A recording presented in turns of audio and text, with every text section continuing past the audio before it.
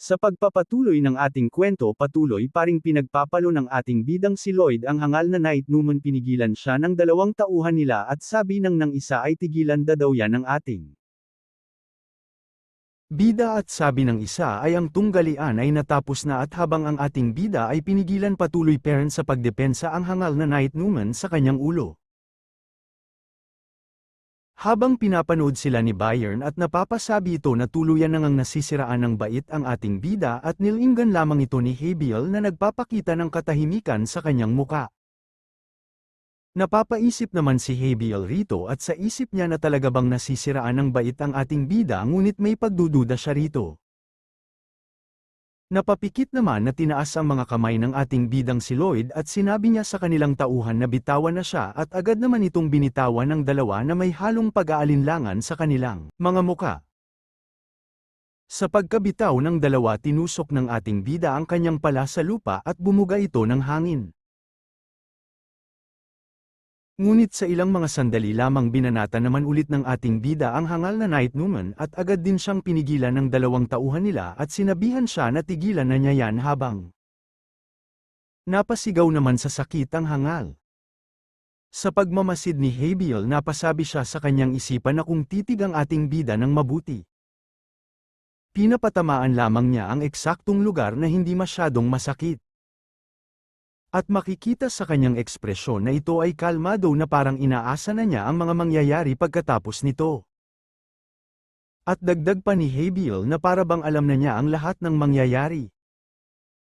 Balik tayo sa nakaraang 15 na araw bago ang labanan biglang sinabi ni Lloyd kay Habiel na bakit hindi niya siya turuan ng Azrahan Mind Technique.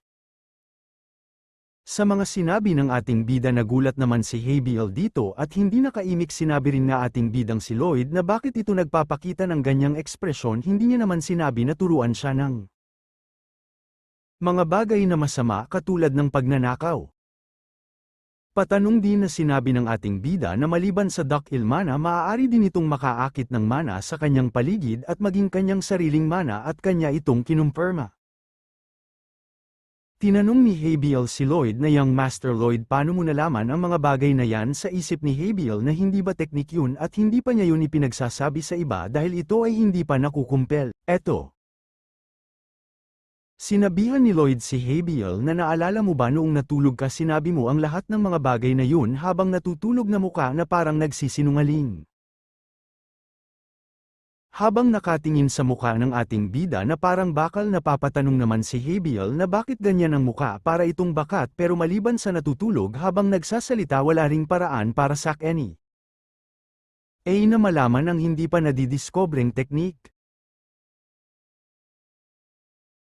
Sinabihan ni Habiel si Lloyd na hindi niya maaring ituro yun sa kanya dahil, at tinanong naman ito ni Lloyd na dahil ito ay hindi pa nakokomplito. Sa nakakalokong muka tinanong ng ating bidang si Lloyd na kung ito ay makumpleto niya maaari niya ba itong ituro sa kanya. Sinagot naman ito ni Habiel na kung ang iyong mga sinabi ay posible at kasabay nun napapatanong din si Habiel sa kanyang sarili na anong meron sa ating bida dahil masyadong malaki ang tiwala sa kanya. Sarili. Tinusok ng ating bida ang kanyang espada at sinabihan niya si Habiel na makinig ito sa kanya. Sinabihan niya si Habiel na siguro ang kanyang mana heart ay humihigop ng mana galing sa labas ayon sa sarili nito at ginawang halimbawa ang kanyang kamay ang kanyang hintuturo ay ang panlabas na mana. At ang kanyang isang kamay ay ginawa niyang pasuntok ang porma at ito ay nagsisilbing mana heart. Ang resulta ay bang ito ay tatalbog at sa kanyang nakita mula sa perspektibo sa kanyang mana heart ang panlabas na mana ay parang hindi kaugnay sa isa't isa at kinumpirma niya ito kay Habiel. Dagdag ng ating bida na ang pinagmulan nagbabago na at ang mana ay humihigop galing sa labas at hindi ito humahalo sa mana heart kahit kailan. Papanatiliin itong hiwalay na tumutok. Iikot ito at ilapat. Pinaikot ng ating bidang si Lloyd ang kanyang hintuturo sa kanyang kamao at sinabi kay Habiel na parang auxiliary engine na inilapat sa main engine sila ay iisa pero sa parehong panahon ito ay hiwalay sa isa't isa kaya sinabi ng ating bida na sabihin mo sakin hindi ba ito kahanga-hanga. Sinagot ni Habiel ang ating bida at sabi nito na sa palagay niya ito ay posible pero napasabi siya sa kanyang sarili na hindi niya alam ang makina at dagdag niyang sagot ay paano ito ginawa ng ating bida. Sinabi naman ng ating bida na ito ay kanyang imahinasyon at tinanong niya si Habil na maaari itong gumana sabay palakpak na may mukhang bakal na ekspresyon na papasabi naman si Habil sa kanyang sarili. Na ito na naman ang ganyang ekspresyon na base sa kanyang sinabi na hindi ba klaro na siya ay tiyak na may alam na isang bagay. Agad sinubaka ni Habiel ang teknik at napasabi ang ating bida sa kanyang sarili na kaya na niyang kompletuhin ang Asrahan Mind Technique na ipinag-alala niya sa mahabang panahon. Pagkatapos ng unang subok ang bilog na kanyang ginawa ay matagumpay na umabot sa 3 at kung siya ay magsasanay palagi ito ay posibleng umabot sa 4 o 5 bilog.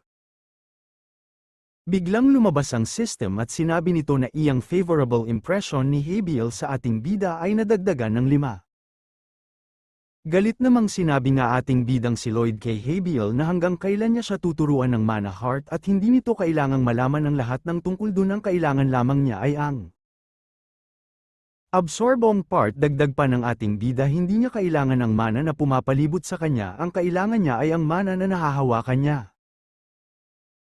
Sabi ni Habiel na ang kanyang young Master Lloyd ay mayroong ganyan klaseng kakayahan at dagdag pa ni Habiel na inaasahan na niya na manalo ang ating bida laban sa hangal Knight Numen.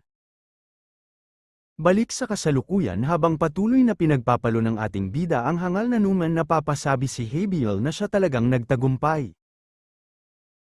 Napatayo at sumigaw ng pagkalakas-lakas ang Baron na sinasabihan na niya ito na huminto sa kanyang ginagawa at hindi niya pinapahintulutan na madungisan ang reputasyon ng isang knight kahit kailan.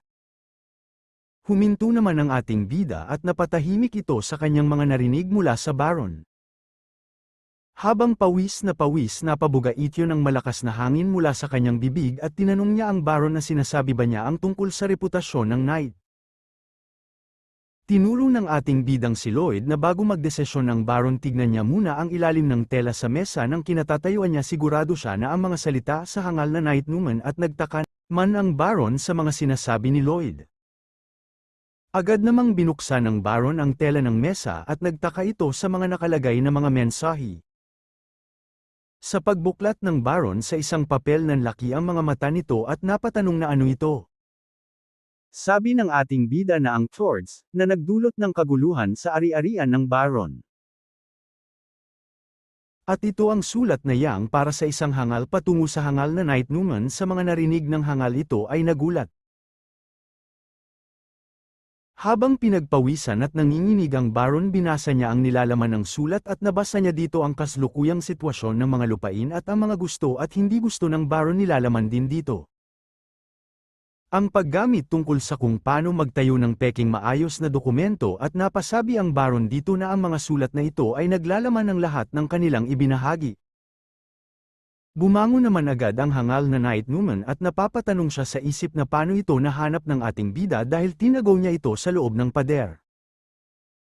Sa napapangiting mukha ni Lloyd sinabi niya sa kanyang isipan na lahat ng iyon nakita ni Habiel sa katagalan ng nobela. Dagdag pa ng ating bida inutusan niya si Podong na kunin ang lahat ng ito. Sa mga nalaman ng Baron hindi ito makapaniwala at nanginginig ito sa mga revelasyong nakita niya. Sa isip ng ating bidang si Lloyd habang nakatingin sa kanyang amang Baron ay inaasahan niya na nilalarawan ang hangal na isang mabuting tao at sino man sa mga nakapaligid ngayon ay maaaring awa ng gulo para patayin siya ngayon. Ngunit ang matatawag na mabuting leader ay siguradong ibang bagay. Sinabihan ni Lloyd ang kanyang ama na Baron na kung nag-alala ito tungkol sa pagpapalayas sa hangal na kung Jisayon gagawa siya ng mungkahi rito at agad naman na sumagot ang Baron na talaga ba at nanong niya si Lloyd na ano yun. Sinabi ng ating bida na maghulog sila ng mangis na daga sa ulo ng hangal na at palayasin sa kanilang lupain habang nasugatan sa daga kung hindi ibaba ng Baron ang posisyon ng hangal patungo sa natural na sundalo at bigyan ng Hansa para makapagbayad sa kanyang kasalanan. Sa mga sinabi ng ating bida ay napatanong ang mga tao kung bakit daga mula saan at walang paraan para masaktan ang hangal na Knight Numen rito at ito ba ay marahil Nagtaka na napaisip ang Baron dito na ganun ba at ibigay ang katarungan na may kaunting parusa na kondisyon nito ay magbibigay sa kanya ng Hansa para humingi ng tawad at pamamagitan ng mga babala sa aragdagang parusa sa parehong panahon. Sinabi naman ni Bayer na ito ay mahusay at mapagbigay na desisyon at isang madaling intindihin na babala sa lahat. Sinabi ng Baron sa ating bida na mahusay gawin mo ang iyong mga mungkahi. Sa mga narinig ng ating bida agad naman niyang sinabihan ang hangal na Knight Numan na may pagtututol ba ang hangal at sumagot agad ito ng wala at nagpapasalamat ito sa awa ng ating bida. Sa seryusong muka ng ating bida napapasabi siya sa kanyang isip na anong awa ang pinagsaabi mo. Sinabi ng ating bida na kung bibigyan ng pagpatawad na Trato at ibibigay ito sa mga may sala at napatanong ang ating bida sa kanyang sinabi na pagbabayaran ba nila ang kanilang mga kasalanan bilang sa pagpapatawad sa kanila. Walang pag-asa dahil mas lalo pa silang determinado at magmanipulasa at mas lalo pa nilang matansa kung paano makakuha ng bentahi sa kabutihan. Habang nakaluhod ang hangal na Knight Numan napapasabi ito sa kanyang sarili na pagsisisya nito ng Baron at ng ating bida ang kanilang desisyon at siya gagantay sa dalawang Ngumiti naman na sinabi ng ating bidang si Lloyd na masaya siya na makita ang hangal na si Knight Numan na nakangiti at naawa siya rito dahil ito na ang kanyang huling ngiti agad namang hangal sa mga sinabi ng ating bida.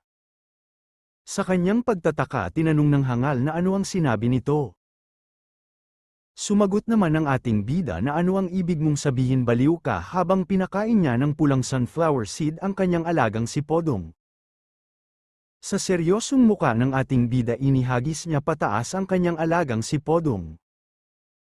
Sa nakakatakot na muka ng ating bidang si Lloyd na ang pinakamagandang paraan sa paghingi ng tawad ay wala. Habang nasa air ang alaga ng ating bida na si Podong sinimulan na niyan kainin ang pulang sunflower seed. Pagkatapos makain ni Podong ang pulang sunflower seed bigla itong lumaki ng mabilis.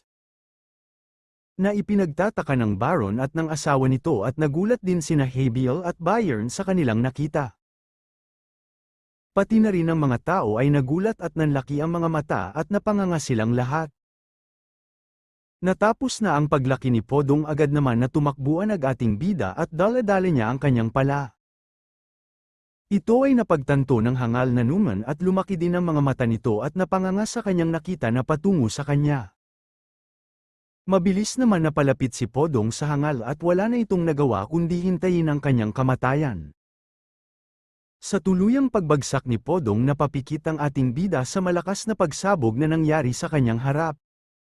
Sa pagkawala ng mga usok gumawa ng malaking marka sa lupa ang pagbagsak ni Podong sa hangal at napasabi ang ating bida na naramdam siya ng awa para sa hangal. Tinaas naman ng ating bida ang kanyang isang kamay at napasabi ito sa sarili na ito ay permanenteng paglutas sa problema sa patungo sa bulok na tao sa lupain at dito na muna magtatapos ang ating kwento. O mga idolo at pwede bang makahingi ako ng like at subscribe sa baba ng video mga idolo salamat.